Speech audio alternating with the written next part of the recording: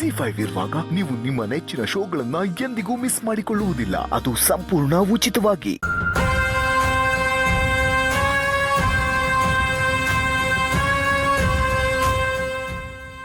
ಮಾವ, ನೀವೇ ಮುಂದೆ ನಿಂತು ಎಲ್ಲ ನಡೆಸ್ಕೊಡ್ಬೇಕು.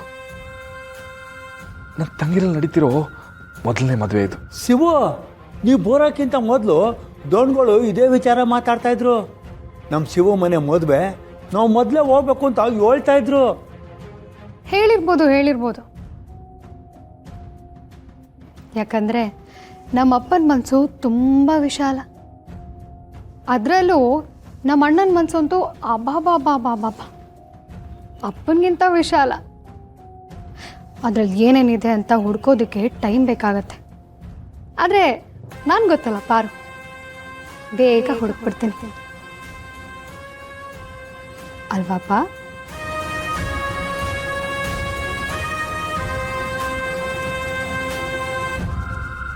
ಬನ್ರಿ, ಅಪ್ಪನಿಗೆ ಕಾರ್ಡ್ ಕೊಡೋಣ. ಸರಿ ಪರ, ಬಾ.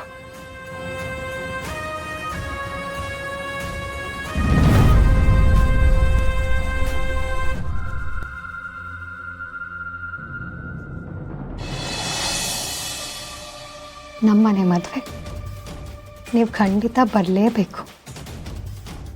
ನಿಮ್ಮ ಆಶೀರ್ವಾದ ತುಂಬ ತುಂಬ ತುಂಬ ಮುಖ್ಯ.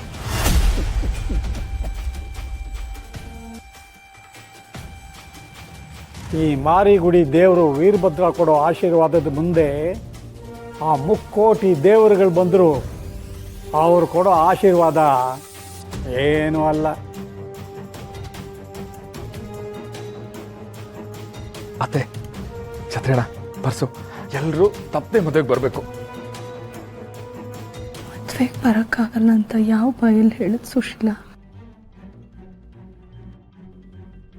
ಶಿವು, ಮದ್ವೆಗೆ ನಿಮ್ಮ ಮಾವನೂ ಪರಶು ಇಬ್ರು ಬರ್ತಾರೆ. ನಾನು ಅಕ್ಕ ಬರಕ್ಕಾಗಲ್ಲಪ್ಪ.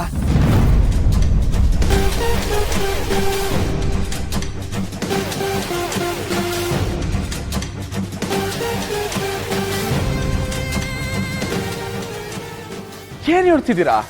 ಯಾಕತ್ತೆ ಮದುವೆಗೆ ಬರಕ್ಕಿಲ್ಲ? ಶಿವು, ಅದು ಏನು ರಮ್ಮಿ, ಪಾಪ ಶಿವು ಅಷ್ಟೊಂದು ಕೇಳ್ಕೊತಿದ್ದಾನೆ.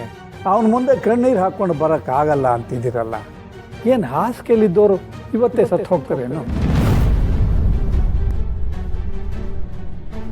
ಇವತ್ತು ಸಾಯೋರು ನಾಳೆ ಸಾಯ್ತಾರೆ, ನಾಳೆ ಸಾಯೋರು ನಾಡದ್ದು ಸಾಯ್ತಾರೆ.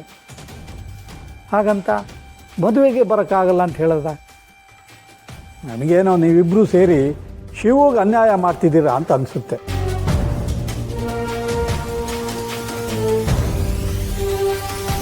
ಅತ್ತೆ, ನಿನ್ನ ಹತ್ರ ಹೊಸಿ ಮಾತಾಡ್ದೈತೆ.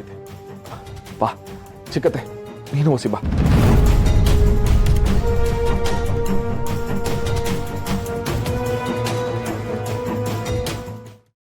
ಜಿ5 ಆಪ್ ಡೌನ್ಲೋಡ್ ಮಾಡಿ ಎಲ್ಲಾ ಸಂಚಿಕೆಗಳನ್ನು ಸಂಪೂರ್ಣ ಉಚಿತವಾಗಿ ನೋಡಿ.